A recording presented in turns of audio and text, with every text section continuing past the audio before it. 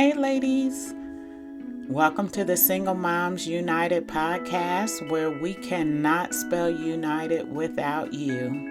If this is your first time joining, welcome. If you're a repeat listener, thank you for your loyalty. And by the way, Happy New Year. If you didn't hear last week's episode and this is your first time joining, welcome to 2023. My purpose or the goal is let's succeed in 23 by ensuring you continue to be motivated, encouraged through this podcast and the various episodes that I provide from everywhere, from across the world to the United States that have chimed in to listen. Thank you. I so appreciate that.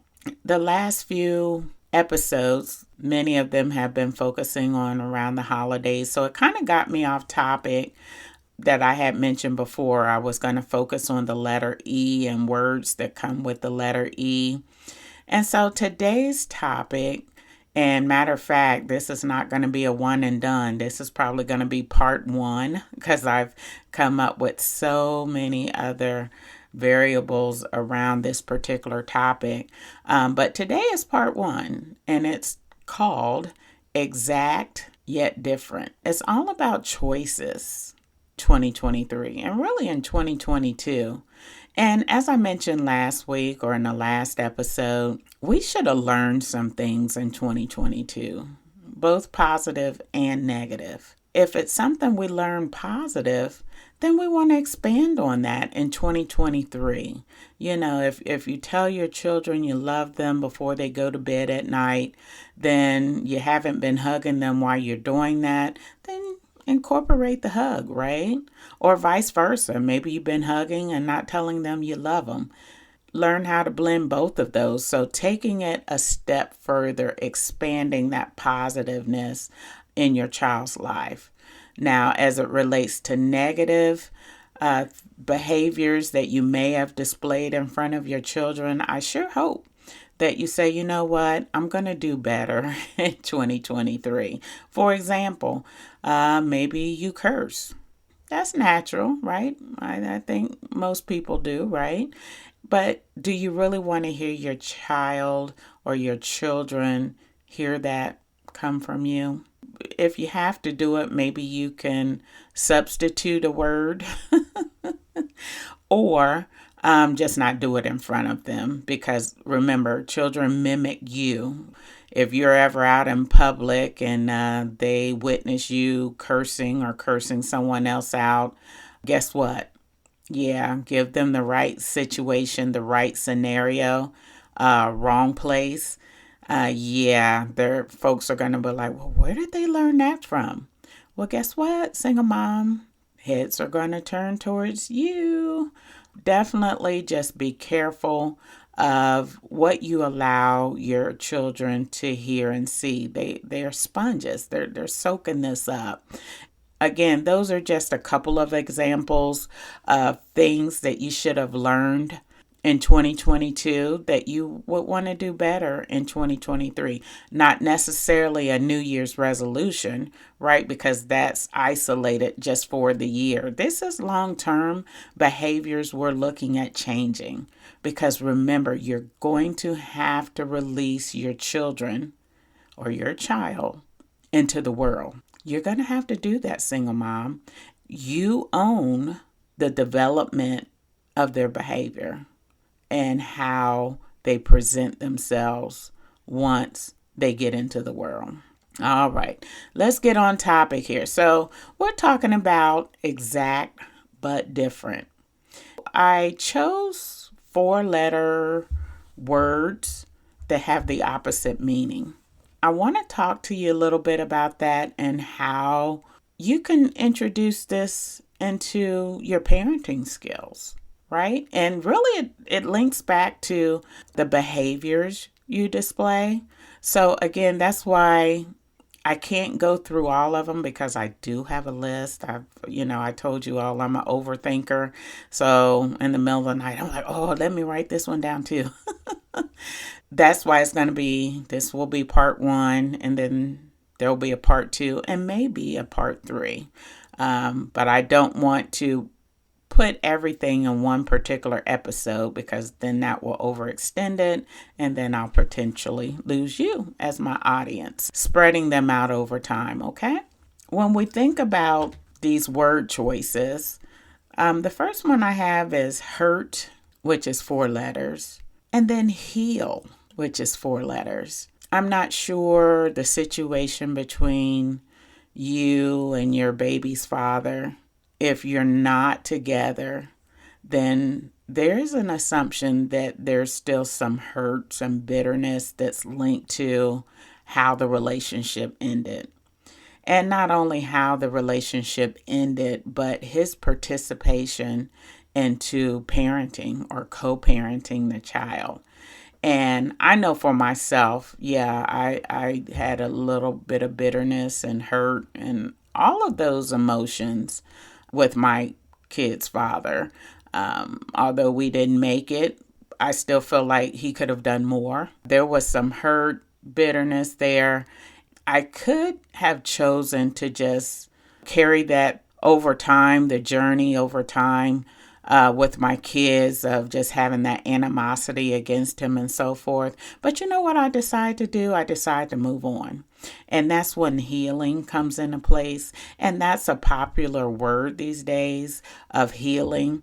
And healing means you acknowledge and accept what happened.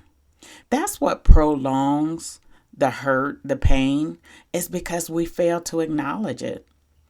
Yes, he hurt me. Yes, I'm disappointed. But guess what? There's more to life than just focusing on one individual and what that one individual did. It happened. It's over. It's time to move on. And that's what I told myself. And that's how I got through it. And then secondly, I didn't go in, talk to my kids and talk bad about him to my kids, right? Because that's a part of the healing process. If I continue to talk bad about him and what he's not doing and he's not this, he's not that, and so forth and so on, guess what? Now the hurt that I'm experiencing just bled over into my kids. And now they're developing animosity, not only against him, but against people in general. Why do you think so many people or kids walk around here angry? Think about that. Why do they walk around here angry, mad? Because they're probably getting it from the parent. Because remember, as a child, I wasn't introduced to adult situations. And when adults were talking, we had to leave the room. We had to go outside and play, do whatever. We weren't allowed to be around adults when they were having that conversation. If they were angry for whatever reason, I never knew it because I wasn't allowed in the room. I really wish we could get back to that, single mom. When you're on the phone with him or whoever, go outside, go somewhere private where your children can't hear that conversation. Please allow your children to be children. They have plenty of time to be an adult because really that's the path they're going down. That's the road where they will ultimately end, is adulthood. Let them be children. There are so many days I was like, I just wish I didn't have to be an adult today. I have to pay bills. I have to make these hard decisions and so forth. And I just want to be a child and not just have any cares in the world. Single mom, please let your child or children be children. All right. What about drama versus peace? Yeah, and I hear you. Wow, you just kind of talked about that with hurting and healing, right? But there are other things happen that creates drama, unforeseen circumstances. You can't control that. But then there is some drama we bring on ourselves, right? Some drama we allow to happen. We engage in conversations or with different people that are dramatic. I don't know how else to say it. They're dramatic. There's always something going on. You get caught up in that, and it's stressful. And I have to ask you, single mom, are you going to continue to bring drama into your life, ultimately impacting your children by who you're associated with? Think about that. Drama, drama, drama. So, again, some drama you have to experience, some you don't. Even financial drama.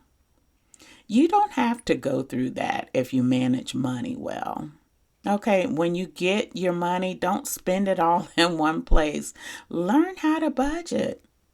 Learn how. You don't have to go through that drama, because drama has 5 letters and so does peace. And as we enter into 2023, peace should be a priority.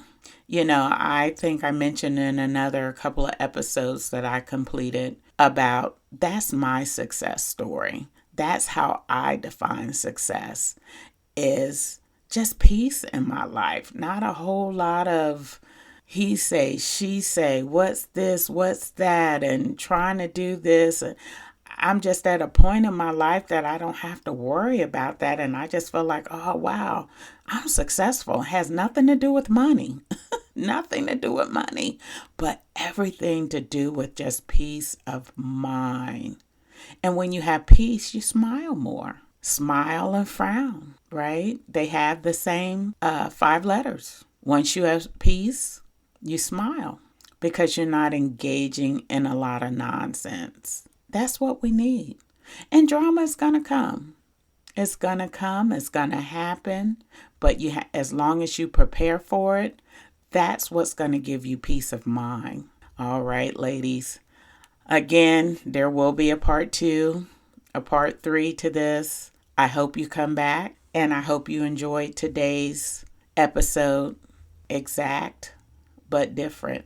This is our year. Let's succeed in 23. If you found value in this episode or in this podcast in general, please tell another single mom. So many single moms are out there struggling from day to day. They're not getting guidance. They're not getting advice. They don't know where to go. This podcast is designed for them to be able to plug in, hear some things, and say, oh, I didn't think about it that way. Oh, well, I like that, but I think I'm going to try it this way, right? That's what this is all about. You all have a fantastic day, a great week. Motivate, encourage another single mom. We are in this thing together, ladies. And that's why it's called Single Moms United. You take care.